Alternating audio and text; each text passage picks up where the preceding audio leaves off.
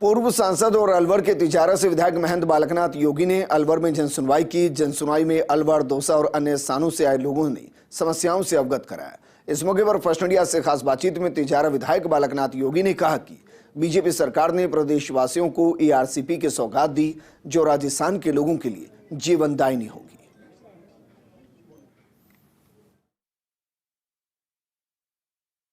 तिजारा विधायक महंत बालकनाथ योगी आज अलवर में जनसुनवाई कर रहे हैं। दोपहर बाद तिजारा में जनसुनवाई होगी। महंत बालकनाथ योगी हमारे साथ हैं। सर, सबसे पहले जो सबसे बड़ा मुद्दा था, आप लोकसभा में थे तब वो मुद्दा चला। राजस्थान में कांग्रेस सरकार थी, भाजपा की सरकार यहाँ पर आ गई। अब सरकार आने के बाद ईआरसीपी को लेकर फैसला हुआ है।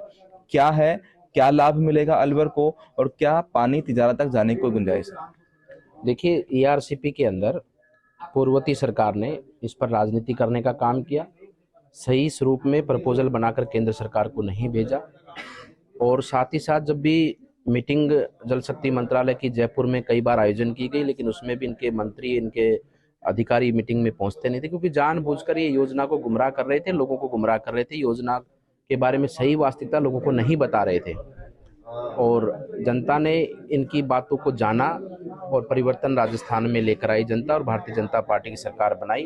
पहले 2 महीने के अंदर अंदर ईआरसीपी का जो एमओयू साइन हुआ है मध्य प्रदेश और राजस्थान के बीच में, और इससे 13 जिलों के अंदर पीने का पानी और लगभग 2 लाख से अधिक हेक्टेयर भूमि सिंचित होगी।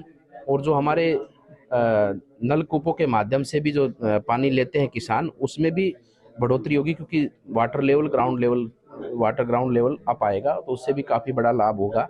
इस क्षेत्र के डैम भरे जाएंगे।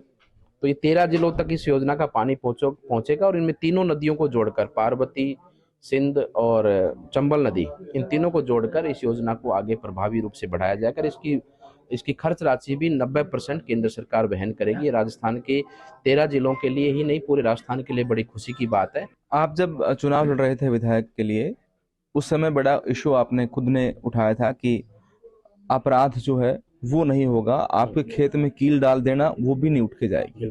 पिछले दिनों कई सारी ऐसी घटनाएं हुई, उनको लेकर अब तक क्या हुआ?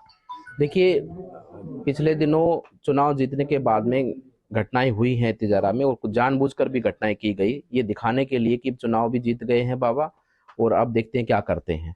लेकिन उन पर अब बड़ी गिरावट आई है और धीरे धीरे कर अब कुछ ही दिनों के अंदर आपको पूरा तिजारा क्षेत्र में चोरी की घटनाएं बहुत कम संख्या में आपको देखने को, सुनने को मिलेंगी। कुछ बच्चे हैं जो नशे की प्रवृत्ति में हैं, वो छोटी मोटी चोरियां करते हैं, और ऐसे लोगों पर भी निगरानी रखकर ऐसे लोगों को भी चिन्हित किया जाएगा। और क्षेत्र में अपराध मुक्त क्षेत्र हो, चोरी की घटनाएं हो, चाहे आपसी कोई भी किसी प्रकार के वाद विवाद हो, उन सब से हमारा क्षेत्र मुक्त हो और एक अच्छी प्रशासनिक और अच्छी कानून व्यवस्था तिजारा को मिले, ये प्राथमिकता हमारी है और इस पर काम होना शुरू भी हो चुका है। आप जनसुनवाई कल भिवाड़ी में की, आज तिजारा अलवर में कर रहे हैं। किस तरह की लोग आपके पास समस्याएं लेकर आ रहे हैं, और खास तौर पर अलवर के बाहर के जिलों की समस्याएं भी हमने देखा कि आपके पास लोग आ रहे हैं?